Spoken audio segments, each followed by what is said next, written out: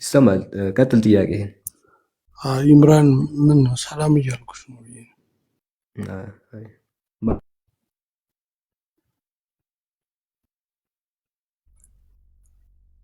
በወንድ ስም አድርግና ጥራዎች ንጉስዬ። ኢምራን ወንድ ነው። እሺ ሴት ዛዛችን መምህር ኢምሩ ይቅርታ።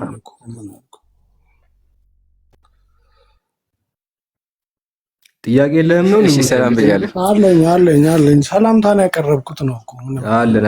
አይ ሰላሙን አላመን ተጋልፉዳ ቀጥለህ ያው ኢምሩና ሼብሩን ስለማያቸው ብዙ ጊዜ ነው። እሺ አሁን ጥያቄ ነግር። እሺ ጥያቄ ደግሞ ማለት ነው ቀድሞውን ካል ስቶሪ ሰምቼሽ ነበርና ይቅርታ ሰምቼህ ነበር። የንጉሶች ቋንቋ ነው ምናምን ነገር ስትል ነበርና እሱን ነገር ብትነግሪኝ። አይ እሱ ብቻ አይሰማ የንጉስ የሚለው ብቻ አይሰማ። አይ እየሰማችሁ ነው ግን ያው ስለ ርኩሰትም ስለምንም እየሰማችሁ ነው። ማሻአላህ ደስ ይላል። ለምትከታተል መጀመሪያ ስገባ ከሰማሁት ነው ስታወራ የሰማሁት ነው። እኔ የንጉስ ቋንቋ ብቻ ነው ብዜት አይደለም የሚለው ላይ ያለውን ነገር ብትነግሪኝ ማለት ነው። አጋጣሚ አይ አንደኛ የንጉስ ብቻ ነው አላለምኛ ነገስታት ይጠቀሙታል ነው ያለው። ምሳሌ አንድ ንጉስ ስለራሱ ሲናገር እኛ ጃን የሚያወራው ግን እንድንግባባ እንጂ ንጉስ አንድ ሽማግሌኛ ገባ ምንድነው የምትለው? አንተ የምትለው አንተ የምትለው? አንቱ። እሺ አንቱ እንዴት ናችሁ ትላቸዋለህ አይደለ? እንዴት ናቸው? ሰላም ናችሁ ትላቸዋለህ። አንድ ሰው እኮ ናቸው። ተቀመጡ ትላቸዋለህ። ሽማግሌው ስንት ናቸው? ውስጣቸው ላይ ሽማግሌ ያለ ወይስ ምንድነው? አንድ ናቸው። ታዲያ ለምን አንቱ አልካቸው? ክብር ነው። በጣም ጥሩ የክብር። ስለዚህ በአረበኛም በአማርኛም በሂብሩም የክብር እኛነት ይባላል። አንድ ሰው ስለራሱ ሲናገር እኛ ብሎ ሲገልጽ ሁልጊዜ በዘይትን አያሳይም። አንድ ሰው እኛ ካለ ልቀትን ነው የሚያሳየው። ቀጥሎ ያለው ግስ ይወስነዋል። ምሳሌ እኔ ኢምራን ወይም ደግሞ እኔ ኢምራን ወይም እኛ መታ ወይም ደግሞ አድርገና ብናገር እኔ ወይም ያደረኩት እኔ ከሆንኩኝ አንድ ነው ይታወቃል። ስለዚህ የክብር ነው ማለት ነው። ብዙ ይሆን ደግሞ ከሆነ እኔ ሳላህ ኢምራን ይሄ አድርጋ ብዬ ከተናገርኩ ደግሞ ብዜትን ያሳያል። አየህ አይደለ? እንዲሁም ነገስታት ደግሞ ምሳሌ መጽሐፈ ዕዝራ ብትመለከት ንጉሱ አንድ ነው ግን እኛ ይላል፣ ወደ እኛ ይላል። አየህ? ስለዚህ እኛ የሚለው ቃል ቁርአን ላይም አለ፣ በአረበኛ አለ፣ በአማርኛም አለ። ግን ሁልጊዜ ብዜትን አያሳይም፣ ክብርን ገላጭ ሆኖ ይመጣል ነው። ግልጽ ነው? ግልጽ ነው። አየህ? ከየት ቤተ እምነት ነህ? እኔ ኦርቶዶክስ ነኝ። ኦርቶዶክስ ነህ? እሺ እንደው ክርስትና የምትወደው ነገር ምንድነው? ክርስትና እንድትቆይ ያደረገ ምንድነው? ወይም አንድ ሰው ስለ ክርስትና ቢጠይቅህ በቃ ክርስትና ምርጥ ነገር የሚገልጽለት ምንድነው? ያው ፍቅር። ኦኬ ፍቅር አላችሁ? አለን ሳይሆን እኔ አለኝ ነው። ስለሌለው አይመለከተኝም። እኔ አለኝ ነው። እኔ ከዛ አንተ አይደለም ጥያቄ ስለ እምነት ስለ ኦርቶዶክስ መስለ የምጠይቀህ አንተማ የፈለግከውን ትሆናለህ። ስለኔ ማምነውን አይደል የጠየቀኝ? አሚን ወላሂ አሚን። ሼብሮንም ብያችኋለሁ ማለት ነው። አይ የሆነ ነገር ገብቶኝ ምናምን ነገር ሻዳ ከያዝኩኝ እሱ ነው የሚያስይዙኝ ብያችኋለሁ። እሺ ኢንሻአላህ አንድ ቀን አይቀርም። ችግር የለውም ብቻ እውነት ከሆነ ምን ችግር አለ? ሁሉም ሰው እውነት የሆነውን ነገር አይደል የሚፈልገው? ስማ እኛ ምንም እንላችሁ እኛ ያገኘውን ሰላም እኛ ያገኘውን ባህል አንተ ምን ልታገኘው ነው? ደስ ይለናል። ሰላሙን ያጣካለ ያው ገብቶት ከሆነ ደስ ይለኛል። እኔም ገብቶኝ ከሆነ ብያለሁ ለሼብሮ ብያቸዋል።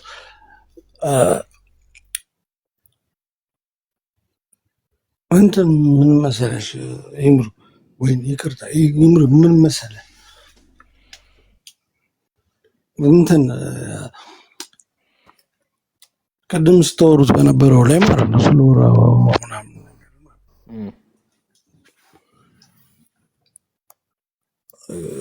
አሁን ኦርቶዶክሶችም እየሰሙ ይሆናል። ለእንትን የማህፀንሽን ፍሬ ረግም ማለት ማህፀንሽን ረግመዋለሁ ነው አይደለ? ምን ረግሜሻለሁ ነው ትታመሚያለሽ ምናምን ብሎ ተረግማለች መሰለኝ አዳም በክርስትናው እግዚአብሔር አዳምና ሔዋን አፕል በሉ ብሎ ሴቶችን ረግሟቸዋል። እርግማኑም ደግሞ ምንድነው?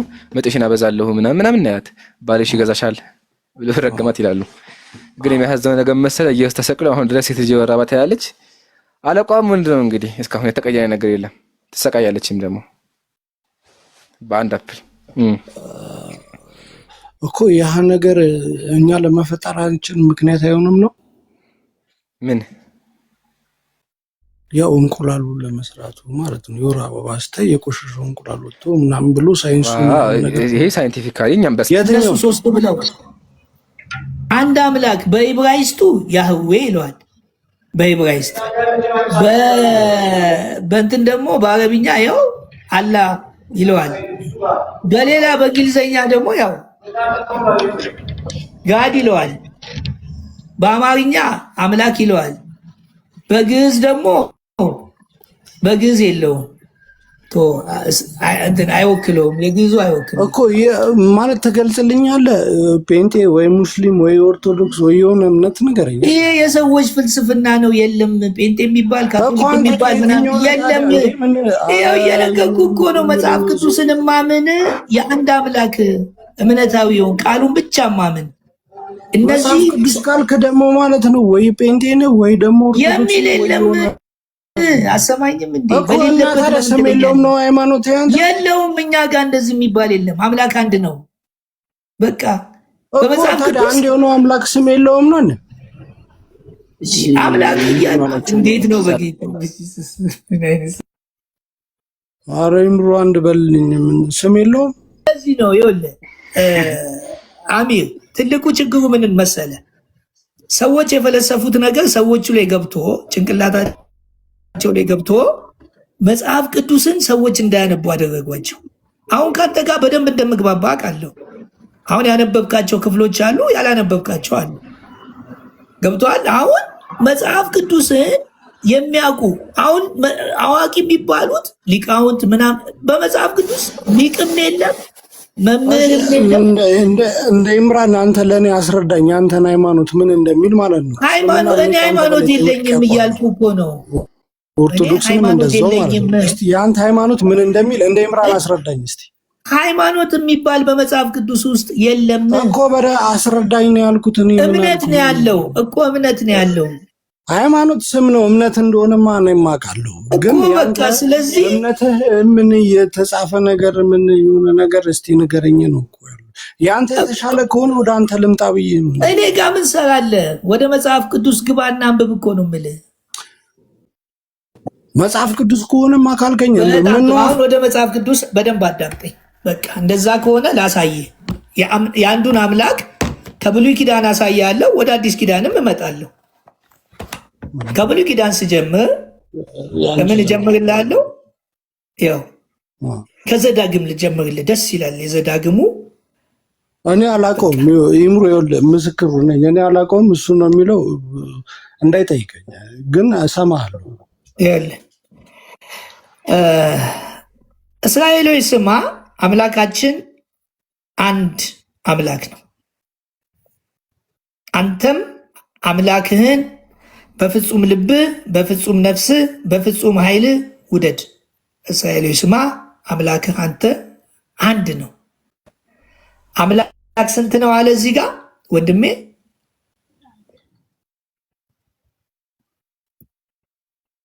ወንድሜ እየሰማሁ ነው። አምላክ ስንት ነው አለ እኮ ንገረኛ፣ መስማትን። አምላክ ስንት ነው አለ? አንድ ነው አለ። በጣም ጥሩ። ኢሳይያስ 44 ደግሞ ትገባና ኢሳይያስ 44 ደግሞ ኢሳይያስ 44 ቁጥር 22 አካባቢ ምን ይላል? 24 ምን ይላል መሰለ?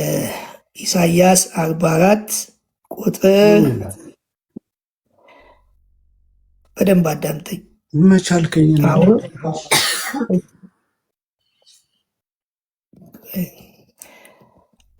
ለምን አንዱን አምላክ እየነገርኩ ነው። አሁን ከዛ በኋላ አንተ ግን ስላሴ ተብለ ወልድም አምላክ ነው መንፈስ ቅዱስም አምላክ ነው ተብለን በልጅነታችን ስላሴ ስንት ናቸው? አንድም ሶስትም ናቸው።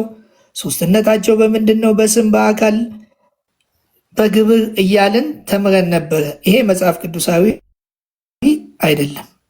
ይኸው መጽሐፍ ቅዱሳዊ የሆነውን እያሳየውክ ነው። ሄደ ደግሞ ትጠይቃለህ። እኔን አላስጠጋ ብለውኛል፣ ይኸው አባረውኝ። እግዚአብሔር ስጣቸው እነዚሁ አምላክ አንድ ነው ያሉ አለ አንድ ነው ያሉት ተቀብለውኝ ጊዜ ሰጠውኝ እየተናገርኩ ነው። ይኸው ኢሳያስ 44 ቁጥር 24 ላይ ከማፀን የሰራው የሚቤዥ አምላክ እንዲህ ይላል፣ ሁሉን የፈጠርኩ የምን አምላክ የምን የሚቤዥን አምላክ የሚቤዥ ማለት የሚያድን ገባ። ሁሉን ነገረኝ ወንድም ይሄን ይወል አማርኛ እኮ ነው ብራዘር። አንዴ አዳምጥ እንግዲህ። አሁን ተናገር ብለህ ደግሞ መሀል ላይ እየገባ አላቅም ብለህ ደግሞ እንደምታውቅ አንዴ ያልገባኝን ነገርማ ጠይቃለሁ። ጨርሰዋ የሚቤዥ ማለት የሚያድን እኮ የሚቤዥ ሌላ ቋንቋ ነው ለኔ ብዬ አይደለም፣ አማርኛ ነው።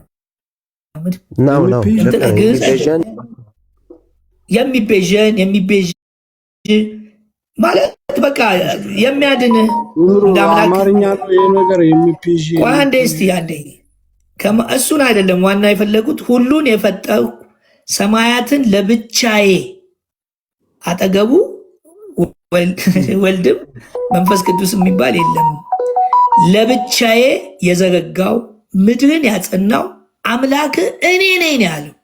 እኛ ነን አይደለም፣ እኔ ነኝ። ከእኔ ጋር ማን ነበረ ብሎ ጠየቀ። ማንም የለም። እሺ ይሄንን ብሎ አምላክ እኔ ብቻ ነኝ ብሎ ኢየሱስ ጋር እንምጣና ደግሞ ኢየሱስ ያለውን እናይ። ኢየሱስ ዮሐንስ 17 ቁጥር 4 ላይ ምን ይላል? እውነተኛ ኢሳያስ 44 ቁጥር 24 ይምሩ ያዝልኝ። ኢሳያስ ዮሐንስ ቅድም ያልኩ ማቴዎስ። እሺ ኢሳያስ 44 ቁጥር 24 ዘዳግም 6 ቁጥር 4 እና 5። አሁን ደግሞ የዮሐንስ ወንጌል ምዕራፍ 17 ቁጥር 4 ምን ይላል? ቁጥር 3 የቱን ነው የምትነግረኝ? 3 አንቀጽ ነገርከኝ። የትኛውን ነው የምትነግረኝ? አሁን ደግሞ አዲስ ኪዳን ኢየሱስ አንድ አምላክ ብቻ እንዳለ እሱ አምላክ እንዳልሆነ ይነግራል። ኢየሱስ ፍጹም ሰው ነው።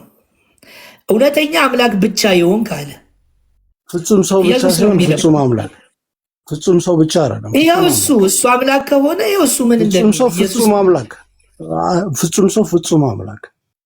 እሱን አምጣና አሳየኝ እስቲ። እኔ ምንም የማመጣልህ ነገር የለም። ፍጹም ሰው ታዲያ የማታመጣውን የማታውቀውን ለምን ትናገራለህ? የማታውቀውን የምታመጣውን ሳይሆን ማለት ነው። ታዲያ የቱ ጋር ነው የተጻፈው? ባልተጻፈ ለምን ትናገራለህ? ኢየሱስ አምላክ አልከኝ አይደለ? አይደለም። እኔ መቻልኩ ኢየሱስ ሰው ነው እኮ ወንድ ሰው ነው፣ ወንድ ልጅ።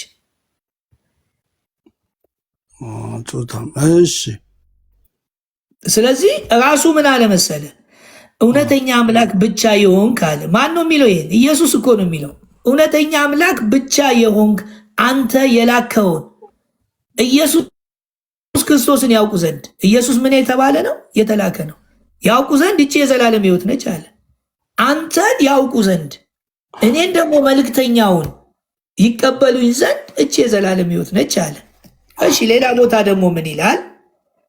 ስለዚህ አስረዳኝ። ኧረ በእናትህ አታወዛግበኝ። ይምሩ ኧረ አንድ በልኝ፣ አታወዛግበኝ። ይህንን ካስረዳኸኝ መጽሐፍ ቅዱስን እኮ አሁን ካለ ማወቅ አሁን እኮ ግልጽ። እኔ ለምን አስረዳለሁ?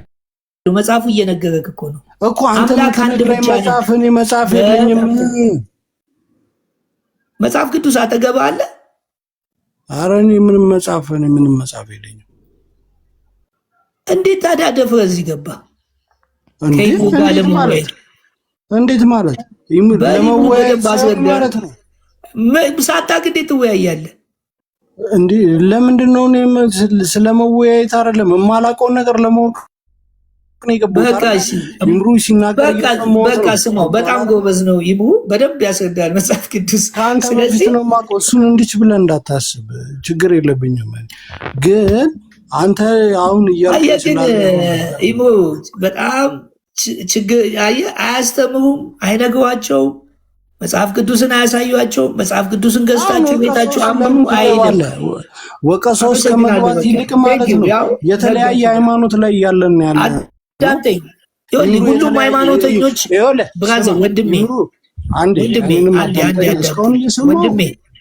እኮ አንድ ነገር ልበልህ። አንተ ሃይማኖት ምንድን ነው? ኦርቶዶክስ ነህ? ኦርቶዶክስ ነህ? ኦርቶዶክስ ነኝ። ስላሴዎች ስንት ናቸው? ቅድም ይምሩ ብዜቱን ነግረሽኛል። አሁን ስንት ናቸው? እንደ የተማርከውን ነው። የኢብሩ እኮ ሙስሊም ነው፣ ስላሴንም አያምንም። እኔም ስላሴን አላምንም። በፊት አምን ስለነበር ነው የምጠይቅ። በፊት አንተ ምን ብላ አመንከው? አንድም ሶስትም ብዬ አምላክን አንድም ማረኩትም ሶስትም ማረኩት። በኋላ አይደለም አምላክ አንድ ሶስት አይደለም። አንድም ሶስትም ማረከው አልተጻፈም። የቱ ጋር ብፈልገው አጣሁት። አምላክ አንድም ሶስትም የሚል አጣ። እንዴት በንግግሩ ማወቅ አይቻልም? አይቻልም። እንዴት ነው የማይቻለው? ምን እንትን ነው ልትወያይ ነው? ከተወያየ እኔ ውይይት ነው የምወደው። አሚራ አሁን ጥልቅ ብላ አይደለም ከሱ ጋር ያለሁት። መወያየት ከፈለግ አሁን ከሱ ጋር ላቁምና ወደ አንተ ልምጣ እና ችግር የለውም። ስለዚህ አንተ ኦርቶዶክስ በቃ ብራዘር፣ ከሱ ጋር ልሂድ። በቃ ይበቃ። አይደለም እኔ ጋር አዳምጠን። በቃ እኔ አወዛግበኝ ሌላ ቦታ ገና ትወዛገባለህ። አዳምጠኝ። ሶስት አምላክ የሚያመልክ ምንጊዜም ይወዛገባል። መልስ የለውም። አሁን ወደ እሱ አንካ ፋሲል ተጠምቀህ ነበረ መጀመሪያ ስገባ? ኧረ ብራዘር፣ አሁን ያለሁበትን እምነትና ትቼ የወጣሁትን ነገር ትክክል አይደለም የሚለውን እንወያይ። አሁን እኮ እኔ እንወያይ ወይ በስላሴ እንወያይ አልኩ። እሱን ልነግርህ እኮ ነው እኮ አትንገር። ያው ወደ ውይይቱ አሚር እንትን በለንና አወያየን። አሚር ትንሽ አውቃለሁ የሚል አክሽን ስለሆነ አወያየን። አውቃለሁ የሚል አክሽን ሳይሆን ንጉስ አንተ ከዚህ በፊት መጀመሪያ ተጠምቀህ ነበራ? እኔ ከዚህ በፊት የፈለግኩትን ልመን። አሁን ማምነውን ነገር ከኔ ጋር ተወያይ። አሁን ያለሁበትን ተወያይ። ስፈልግም እኮ የፈለግኩትን መሆን አምላክንም እኮ ፍቃድ ሰጥቶኛል። አየህ፣ አሁን በበፊቱ ለመክሰስ ምናምን ብትወጥ እኔ አንተ አፍንትን ይላል እንጂ አሁን አምላክ አንድ ብዬ ነው እኔ የማምነው። በፊት የነበርኩበት አምላክ ሶስት እንደሆነ ነው። እሱን ሶስት እንደሆነ ደግሞ ላንተ አሳያለሁ። አይ እኛ አንድ ነው የምትለኝ ከሆነ እንወያይ። አንድ እንደማትል ማሳየት እችላለሁ እኔ። አለቀ። አምላክ ሶስት እንደምትል ላንተ እነግርሃለሁ። አይ አምላክ ሶስት አንልም ከምትማትል ከሆነ እንወያይ። ይኸው መጽሐፍ ቅዱስ እጃችን አለ። ይኸው ይምሩ ጋር አለ። እንትን በለን አወያየን። ይምሩ በቃ እሱ ስላሴ አወያየን። እሱ ያስማመናል ሁለታችንም። ስለዚህ ፋሲል አሁን አንተ ስላሴ መጽሐፍ ቅዱስ ላይ አለ ብለሃል፣ እምነቲስም ደግሞ የለም ብለዋል። ስለዚህ ከመጽሐፍ ቅዱስ ላይ ስላሴ እንዳለ አሳምነው፣ እሱ ደግሞ እንደሌለ ያሳያል። እኛ ነጠምጠልን ያ ጀማ ታብታብ አድርጉ። እሺ ኦሪት ዘፍጥረትን አንብበዋላ? የብሉይ ኪዳን ጊዜው ያንተ ነው፣ እኔን አታስገባኝ። ጊዜው ያንተ ነው። እሺ ኋላ እንተያየቃለን። እንትን ውይይቱ ምን መሰለህ፣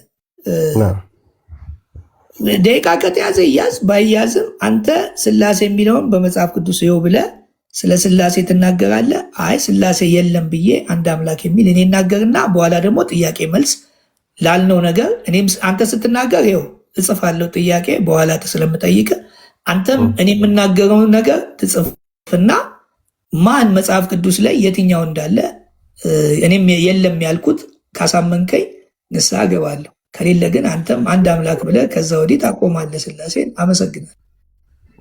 እሺ ወንድሜ፣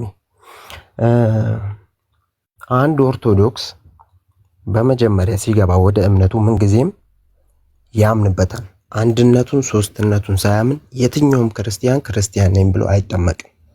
መጀመሪያ ማመንን ይጠይቃል ኦርቶዶክስ ለመሆን። ኦሪት ዘፍጥረት ላይ ክርስቶስ አምላክ ፍጥረታትን ሲፈጥር ከዕለተ እሁድ የመጀመሪያ ፍጥረት ብሎ እስከ 6ኛው ቀን ፍጥረታትን ሲፈጥር እስከ አርብ ድረስ፣ አርብ የመጨረሻው ፍጥረት የሰው ልጅ ነው። የሰው ልጅን በመጨረሻው ሲፈጥር ምንድነው ያለው? እንደ መልካችንና እንደ ምሳሌያችን ሰውን እንፍጠር።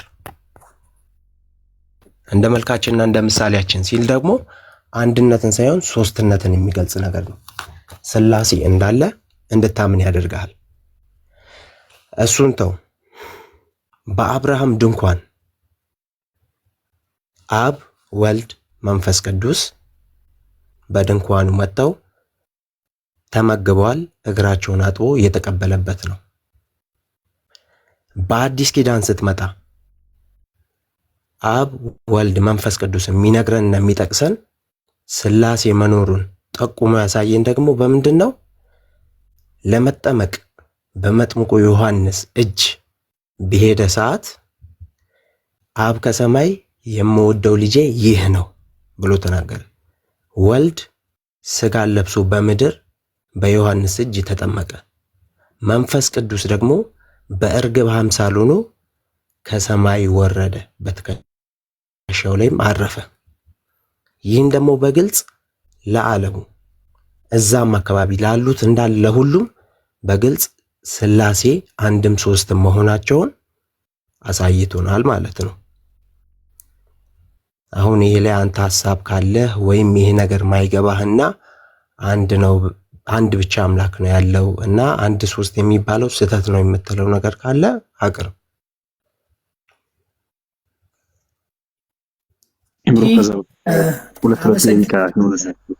ሁለት ደቂቃ ይደረግላችኋል። በአንድ ደቂቃ ውስጥ የምትንለውና ጥያቄውን ደቂቃ ትይዙልናላችሁ ወይ? እሺ አሁን እኔ ሁለት ደቂቃ ልናገር ትችላለህ። ችግር የለውም። እሺ በመጀመሪያ ያው እንግዲህ የልምድ ወይንም የሰዎችን ሀሳብ ነው እስካሁን የተናገረው። ፍጥረታት በውድ ተፈጠሩ የሚል መጽሐፍ ቅዱስ ውስጥም የለም። እኛ የሚለው በኢብሩ እንደውም ትናንትና ከነ ኡስታዝ ጋር አይተነዋል። በኢብሩ እኛ የሚሉት መላእክቶች እንደሆኑ ኢብሩ ላይ በደንብ እኛ ሲል አምላክ አጠገቡ ያሉትን ከዛ በፊት የተፈጠሩትን መላእክት እንደሆኑ በዕብራይስጡ በደንብ በሚናገር ትላንት አይተን